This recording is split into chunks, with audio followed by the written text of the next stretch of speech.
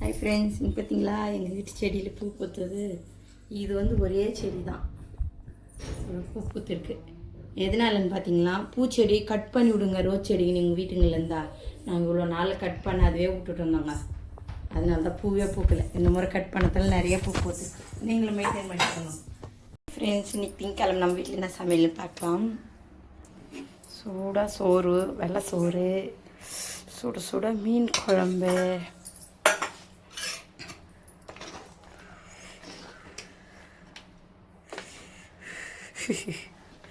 நான் கொஞ்சமாக எடுத்துகிட்டு போகிறேன் விருந்து.